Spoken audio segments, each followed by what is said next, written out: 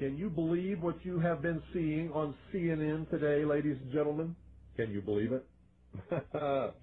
Supposedly, a CNN reporter found Osama bin Laden, took a television camera crew with him, went into Osama bin Laden's hideout, interviewed him and his top leadership, his top lieutenants and colonels and generals in their hideout.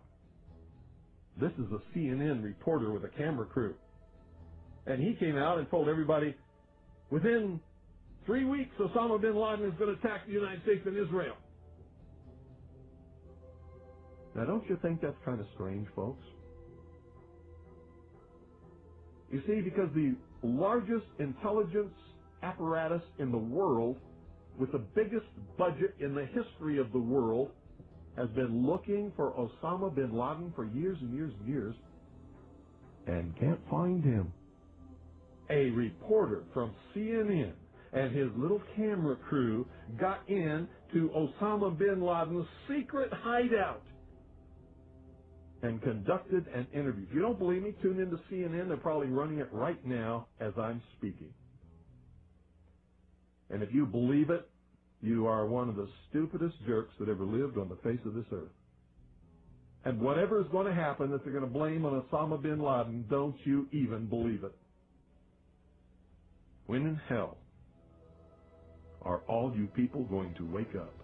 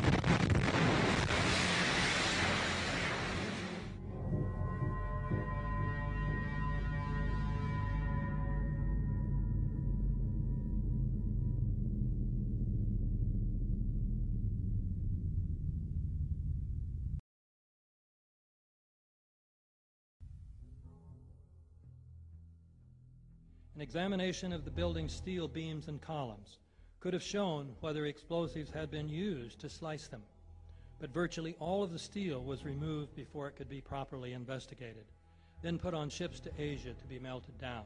It's important for us to not reveal how we collect information. That's what the enemy wants.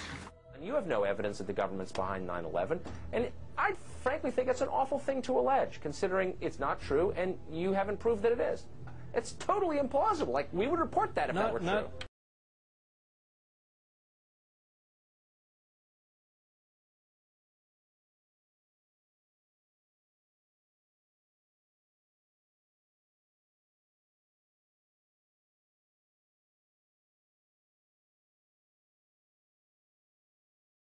Because these guys own our government. They print our money, and they own not only the government, but they own you. You are their property. So, in other words, these guys print the money, they run the country, and they own you, and they own everything around it. And so they make the laws, and that's why they can decide who can kill who, and who can get away with who, and who can get away with whatever, because they make the laws and they decide, all right?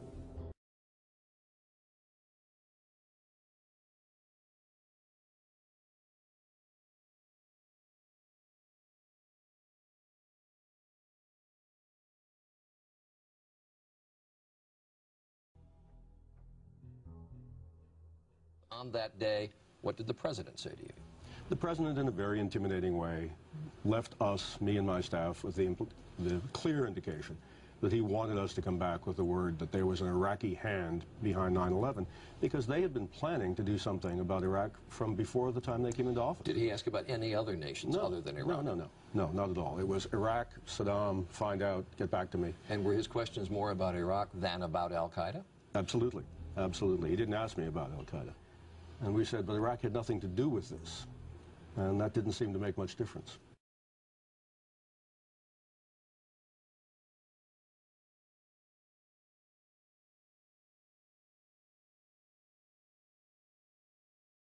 And we'll continue to work together to achieve peace. That's what we want. Freedom and peace.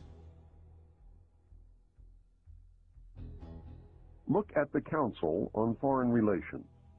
Many members, in fact, the majority, never serve on the executive committees. They never go through any initiation of any kind. They are, in fact, the power base and are used to gain a consensus of opinion. The majority are not really members, but are made to feel as if they are. In reality, they are being used and are unwilling or unable to understand. They may have been or may be members of the Christian or Jewish religion, but that is only to further their own ends. They are, and always have been, Luciferian and internationalist. They give allegiance to no particular nation, although they have used, on occasion, nationalism to further their causes. Their only concern is to gain greater economic and political power. The ultimate objective of the leaders of both groups is identical. They are determined to win for themselves undisputed control of the wealth, natural resources, and manpower of the entire planet.